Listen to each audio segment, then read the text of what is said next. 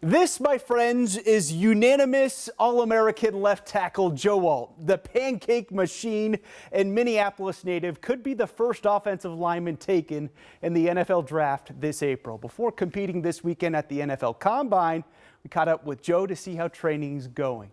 I finished through the whistle. I'm pretty violent with my hands and work hard.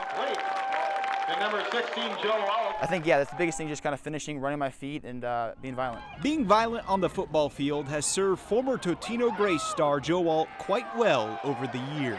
Junior year, you're playing what position? Tight end. How much do you weigh? Probably junior year, I think I was 220 to start the season. So I hit my growth spurt my sophomore year into my junior year, so I was like 6'7", 220, so a little bit thinner than I am now. That 220-pound string bean tight end has blossomed into one of the best offensive line prospects the state of Minnesota has ever produced. Alt was a 2020 Mr. Football finalist before spending the last 3 seasons at Notre Dame, starting the final 33 games of his career, earning first-team unanimous All-American honors this fall as a junior before declaring for the NFL Draft.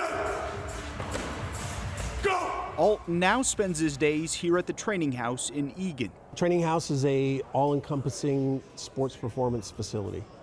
So we have everything from physical therapy to biomechanics lab, athletic trainers, and sports performance coaches.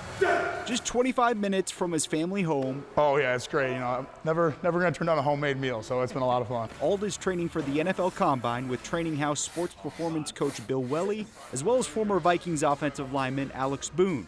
I don't know if I've ever had somebody at 300 pounds that can move as fluidly as he does in a change of direction. No movement.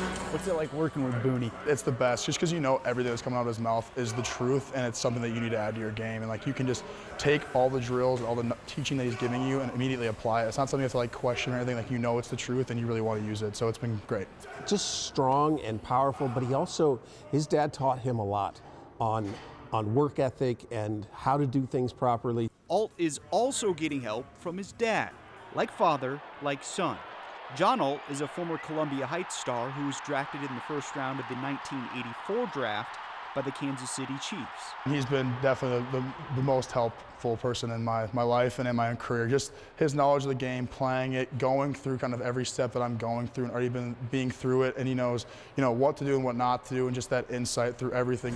A 6'8" frame with feet like a gazelle, coupled with an impeccable work ethic and helpful genetics, has Alt projected to become the first offensive lineman that played high school in Minnesota, taken in the top 10 since 1950.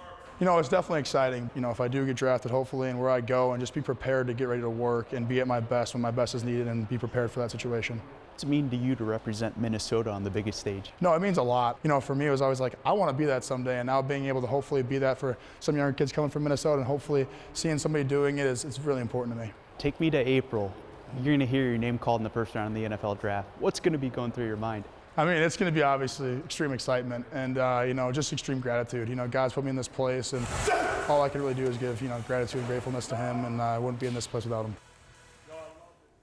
Let's give you a little context here. Alt is expected to add his name to a very select list. He will likely become just the 7th offensive lineman that played high school in Minnesota to be taken in the first round of the draft that plays offensive line. Last on this list to be taken in the top 10, Clayton Tonemaker, 4th overall in 1950.